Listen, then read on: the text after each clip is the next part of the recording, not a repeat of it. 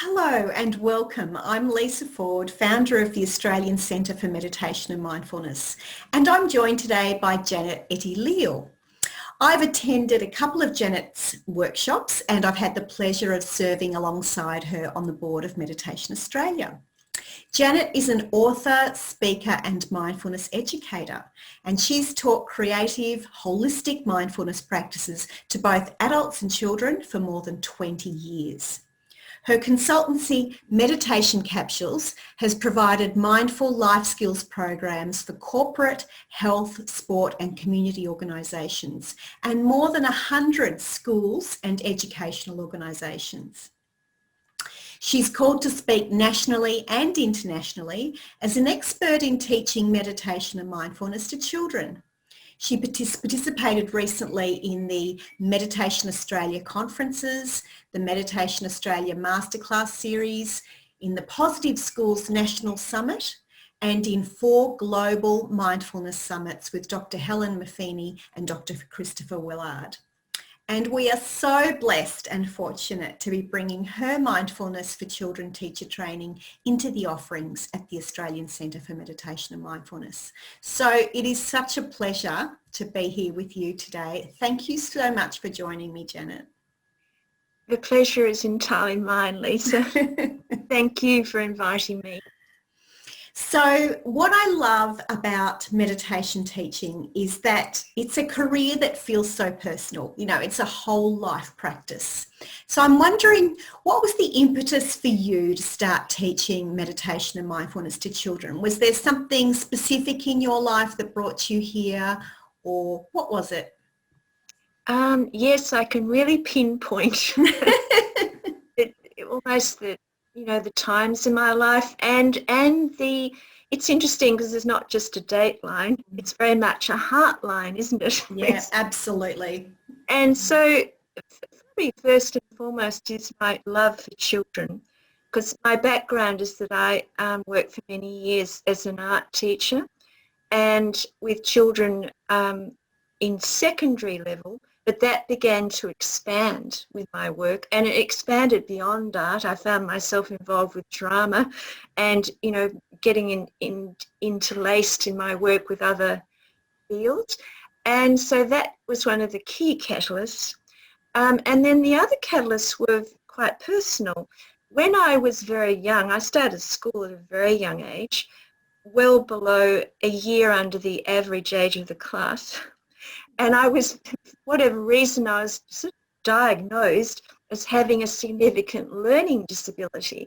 And that really felt to me like a dunce's hat. I really got this strong sense of limit and that I was different to everyone else. And they actually used to remove me and a few other students from the mainstream. And this went on for quite a long time in primary school. But unfortunately, the kind of stigma and the mindset of limit continued well into secondary. And that really, I realised, has been a huge catalyst, because I would do whatever I can to help children discover their worth and their possibilities. So those are the two. And then the actual tipping point, there was an absolute tipping point, was that in the rich tapestry of life, I ended up with mental illness myself, and which was quite an intense experience. And I saw a lot of therapists, and I saw one psychiatrist who actually, this sentence changed my life. He actually said to me, do you have any children? And I said, yes. And he said, we'll be meeting them one day. Oh, God. And Janet. I can viscerally remember that. I can remember the room I was in. I can remember every hair on the back of my neck seemed to stand up. And he did me a favour, Lisa, because so I thought, well, I will do anything to avoid my children going down that path. And that became my life's work. It would have been much easier to just go back into the art room because I knew what I was doing. But I just had this zealous, like a missionary way, that I was going to, really use the learning and the journey and all the skills that helped me get off medication and get back into my whole body as my life's path, and it did. So he Wow. probably did me a service by saying that.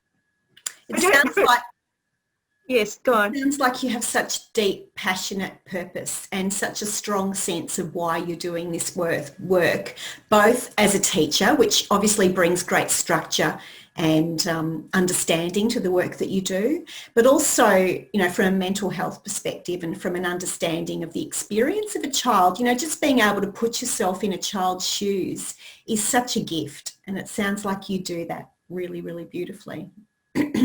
So from that perspective, and especially, I suppose, coming from the perspective of a teacher and your own journey, your own life journey, how do you put that together to think about how to teach meditation and mindfulness to children? What are the key things that you've brought into your teaching from those experiences? It's interesting at the point I'm at now, Lisa, looking back, and I realise I am indebted to my art education training, my teacher training, because there are absolute skills to teaching anything to anyone, really. And so that gave me a really wonderful foundation, and I'm so grateful that I had not only the art education training, but the years of teaching art. And I taught very widely. I taught every year level in secondary, and I taught craft, Lisa. I mean, gosh, some people wouldn't sort of register craft. Yeah. Used to teach spinning and weaving. So it was a whole, and graphic education, art history. So that really gave me a rich foundation. And so that I brought into my work with meditation and mindfulness. And I really think that it is so important that it captivates children. It's not at all about rote learning anything. It's just giving them rich, visceral experiences and engaging them fully. So I feel like the art background has served me extremely well. It sounds like you have a way of being able to bring magic into the work that you do, which I imagine is so engaging for children. It always, and I feel absolutely humbled, Lisa, with every lesson I take, because I go in armed with my plans, but my work is very much engaging children and giving them a sense that it's not my class, it's their class. Wow. Often it actually strays from the path of what I intended. But I would never go into class without my plan. But I just love, because I've always taught with an inquiry-based approach. So I am prompting their inquiry. I'm actually guiding their discoveries. And this is really important, because every child has a unique mind, a unique life.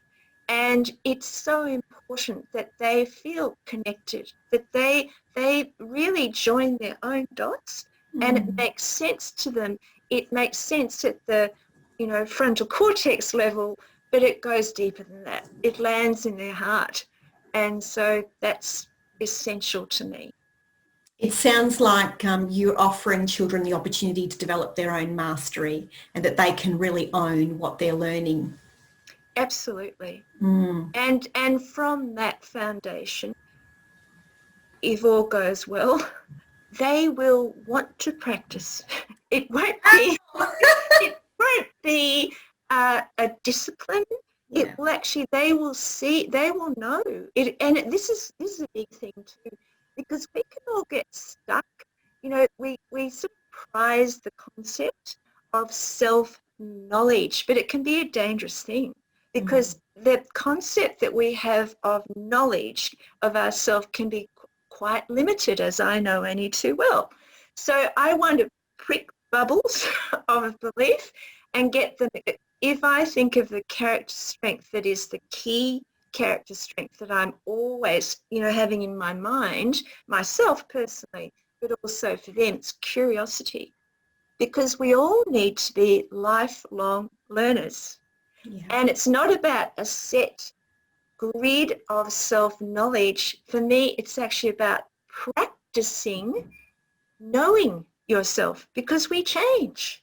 They're growing up. They're changing rapidly. Their world is changing and our world's changing. So we can't get too fixed on what we think we know. I mean, of course, there can be a solid core of knowledge, but we need to keep this curiosity. And when we do that, we're not as liable to get stuck in judgment of ourselves and judgment of others. Mm. It sounds like your approach to teaching is flexible and responsive to the needs of the children, which must be so nurturing to the children. Well, it's so important to be, with every lesson, to be absolutely present with them and where they are at that moment, because who knows, could be a windy day. Windy days affect children. Yeah. What went on before? What's happening in the school? Or at home, what's happening, how stable is home life. So there's so many contributing factors into what state they're in. Yeah. And not to mention that when you have a class of children, you really have to pitch at a number of levels, because they all have their own preferences, their own learning styles. So every lesson I plan, I have that in mind, so that by the time the lesson is finished, they have had a range of experiences, not just one practice or one approach. It's actually like hoping to capture them all in the net, and that something has landed for them personally. It sounds beautiful, Janet, and also very complex and intricate. So how does your meditation capsules program address these things? Well, my program actually starts, and this is, something that I constantly revisit, and I never want to rest on my laurels. I want to keep learning and crafting and evolving the work. But it's funny, because that first book I brought out is up to 10 years old, and I fortunately can still look at it and not sort of cringe.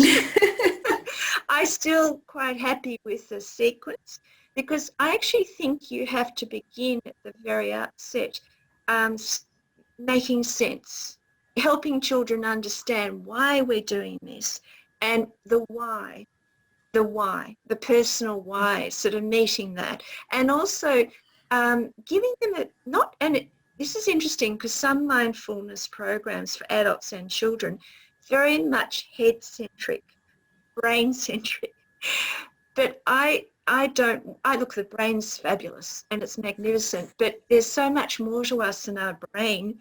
And the more that I go on my journey of life, and the more that I ponder this, we don't just have one brain, we have three. And this is ancient wisdom. We have this brain, we have a heart brain and very big gut brain. And so it's really becoming aware of the whole. And so I actually spend time, depending on how long I've got with this particular group of children, really reminding them of this magnificent equipment that is our birthright, that we are born with. And so therefore, if they start to tune into that, they're more likely to become loving custodians of this body and mind. And then, all being well, when they get a bit older, less likely to want to damage it, more likely to want to eat well and care for it. That's my aim. It sounds, and this is the time, isn't it, from when they're little, to build those foundations and those core beliefs about their relationship with themselves and their body. That sounds so beautiful. I love that you bring such a holistic, heart-centered approach to your work. And I think that's what makes such a great fit between your approach and your work and the work we do at the Australian Centre for Meditation and Mindfulness. And I'm so happy that you're going to be providing some meditation teacher training specifically aimed at people wanting to teach meditation and mindfulness in schools. Can you tell us a bit more about that training? Yes, well, it's literally on the board. I'm having such fun putting it together. It's interesting because one of the skills that I used to, or one of the modalities that I love personally and taught, as I said, was weaving. And so it's like, and I might quote Rick Hansen here, is one of my, you know, incredibly highly respected teachers and continues to be. And in his latest book, Neurodharma, in the opening pages, he describes the mind as an enchanted loom. How wonderful. So this course is like an enchanted loom for me. So we begin with the why. There are basically, as it's panning out, there are 4 units. The first unit is really spending quite a bit of time pondering the why you've come to this course, why you want to teach mindfulness, what mindfulness means to you, and then what are the qualities that can be nurtured and cultivated, and then even going into remembering the whole body and beginning to get a sense. And I'm very much developing the course in the same way that I teach children, of not saying, here's the Bible, take this Bible and off you go. It's not about that at all. It's about, for every individual person that comes to this course, finding their authentic, unique way, because then their teaching will shine and it will be coming from their heart, not just rote learning something, not just parroting whatever I'm saying, but really doing their own inquiry. So the first unit's the foundations. The next unit is the possible, exploring the what and the content. So, and this is, I'm going to give a lot of information, all that I can. I want to be extremely generous with this course. So I'll be giving a lot of information, and what each student will be doing is weaving their loom, weaving their tapestry of what speaks to them. And that will, of course, depend who they want to teach, where they want to teach, what the structure of their course or lessons will be. And then the third unit is the how of the practices, not 1 or 2 practices, but a palette of beautiful practices. And so I'll be taking them through a range of how I work and what I use. And then the final unit will be more business information about possibilities for promotion, marketing, and writing proposals, that kind of thing. That will be so useful for people, I imagine, wanting to work in the school system, but maybe they don't have any experience of how the system works, the kind of language to use, the kind of the most effective way of approaching a school. That sounds amazing, Janet.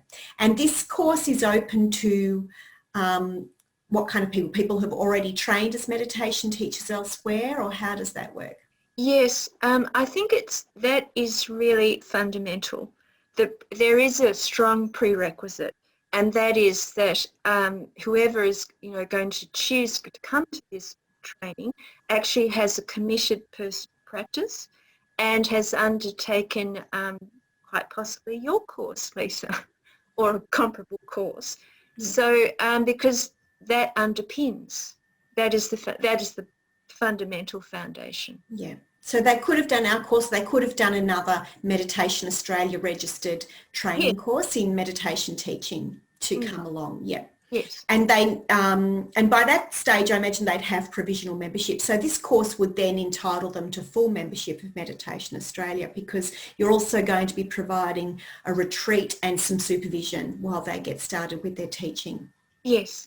So it's going to be an amazing package, Janet. I'm so excited. And it's been so inspiring to talk to you today. I can see the passion and the excitement coming through in this course, and it's going to be a wonderful gift for the whole community and the whole world to be able to have your teachings available in this way for everyone. So thank you very much for making it available.